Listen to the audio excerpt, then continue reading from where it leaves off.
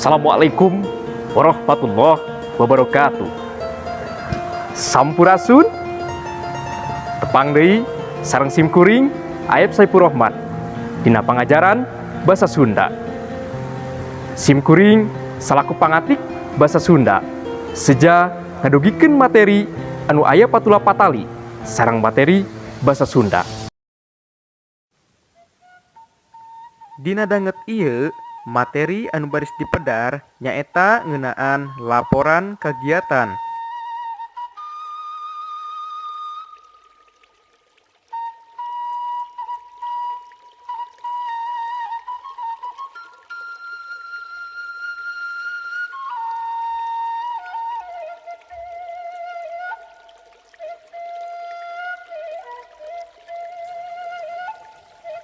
Samemeh urang guar leuwih jero ngeunaan laporan kegiatan, tah ayeuna urang kudu apal heula naon harti atawa wangeunaan laporan kegiatan.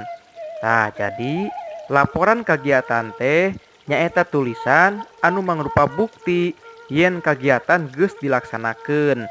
Tujuan laporan kegiatan nyaeta pikeun bukti yen kagiatan geus dilaksanakeun, oge pikeun dijadikeun bahan evaluasi sarta pikeun dijadikeun arsip. Salajengna urang pedar ngeunaan struktur laporan kegiatan. Tah jadi strukturna teh nu kahiji aya kasang tukang, teras kadua aya tujuan, nu katilu aya waktu jeung tempat kegiatan, nu kaopat aya pamilon, nu kalima aya waragad, kagenep aya kegiatan, nu katujuh panutup.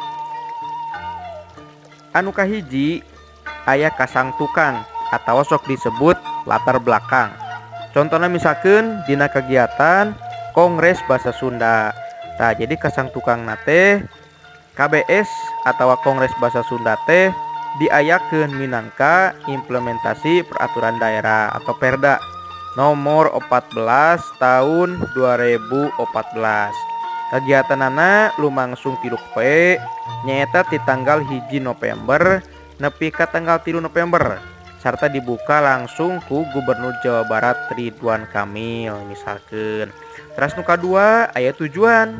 Nah, tujuanana nyaeta tayalian pikeun ngarumuskeun, ngagali, miara jeung mekarkeun basa jeung sastra Sunda minangka kabeungharan kabudayaan nasional sangkan bisa hirup sajajar jeung basa lian di lingkungan global.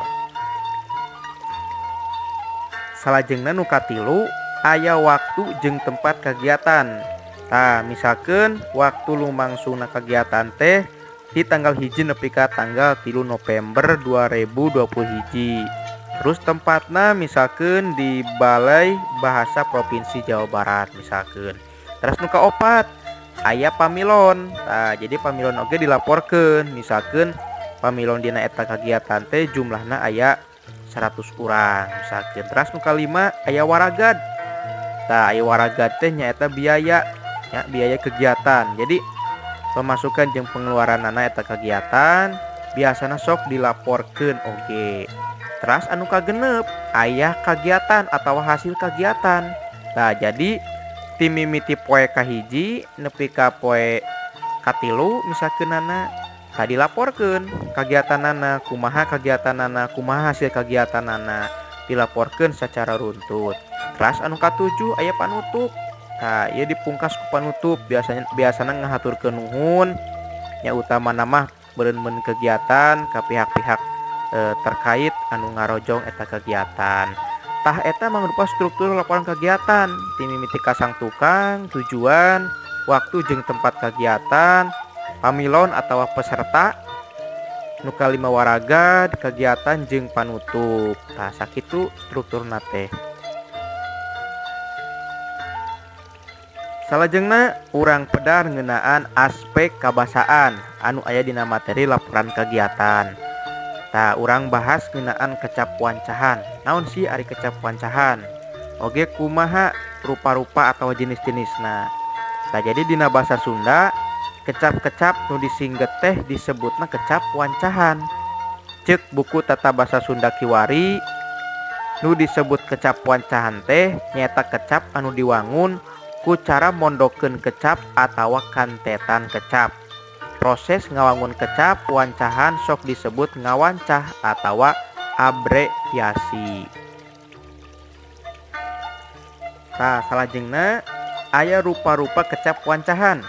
Anu kahiji aya kecap tingkesan, anu kadua aya kecap singgetan, anu katilu aya kecap tangkesan, anu kaopat aya kecap memet, jeung anu pamungkas aya kecap sirnaan. Tah ayeuna urang pedar hiji-hiji. Anu kahiji teh aya nu disebut kecap tingkesan atawa sok disebut akronim, nyaeta aksara atawa engang nu diucapkeun jadi hiji kecap. Contona bae tina kecap Disdik, singgetanna nyaeta Dinas Pendidikan. Disbudpar, Dinas Kebudayaan dan Pariwisata. Perpu, peraturan pengganti undang-undang. Kepres, keputusan presiden jeung sajabana.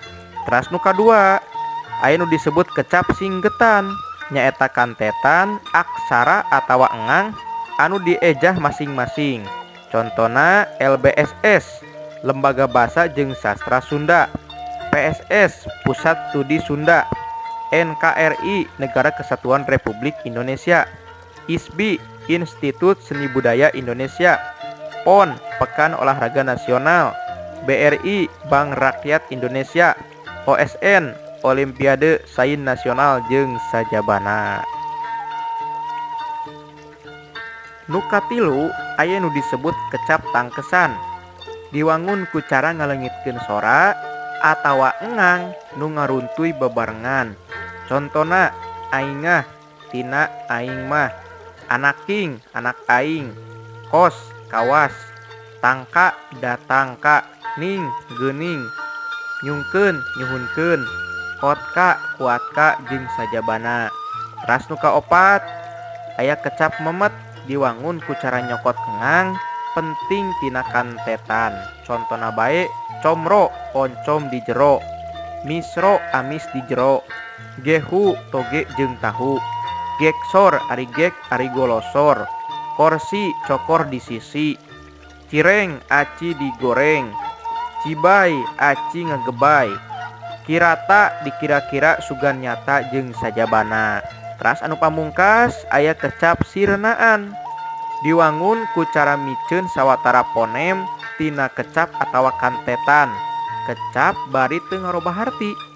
Contona umilu jadi milu, dina jadina, atuh da jadi tuda, kabudayaan jadi kabudayan jeung sajabana.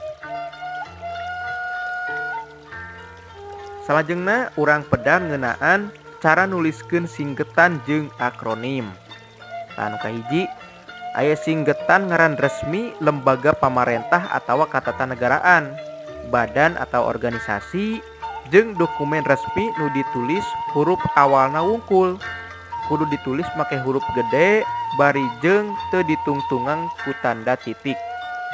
Contona bae DPR, tah ieu teh ditulis make huruf gede atau kapital nya. Singgetanna teh Dewan Perwakilan Rakyat atawa PGRI, Persatuan Guru Republik Indonesia. Aya oge KTP, Kartu Tanda Penduduk.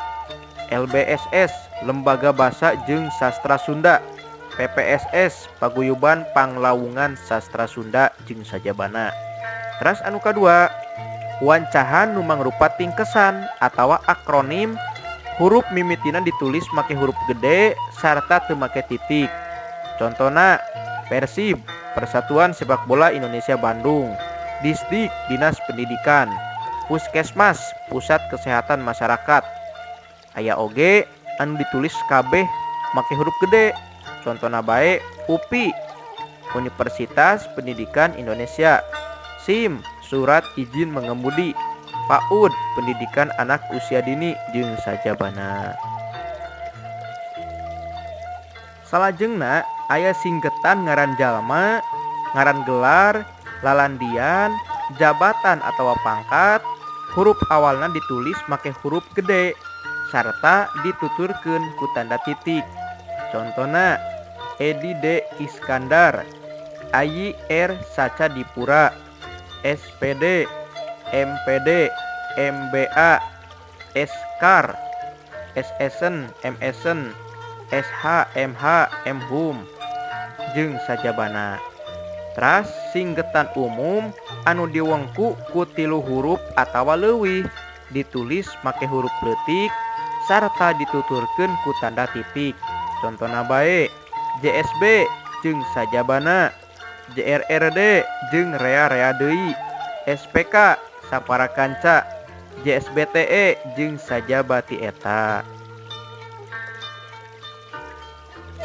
Salajengna aya lambang kimia, ukuran, takeran, timbangan jeung mata uang teu ditungtungan ku titik. Contona Cu singgetan tina kuprum, Ni nikel, Ca kalsium, N nitrogen, O oksigen, Cm sentimeter, Kg kilogram, Rp rupiah, Km kilometer, M meter, mm milimeter jeung sajabana. Teras anu pamungkas tingkesan anu lain ngaran diri, lembaga atau organisasi nu diwengku ku gabungan huruf awal engang atawa gabungan huruf awal jeung engang ditulisna make huruf leutik. Contona pemilu, pemilihan umum, rapim, rapat pimpinan, tilang, bukti pelanggaran, rudal, peluru kendali jeung sajabana. Sakitu anu tiasa didugikeun dina lawungan dinten ayeuna, jin urang lajengkeun deui dina lawungan anu sanes. Terus langkung ke panghalang bobo sapanon carang sapakan hapunten anu kasuhun. Billahi taufiq wal hidayah. Wassalamualaikum warahmatullahi wabarakatuh.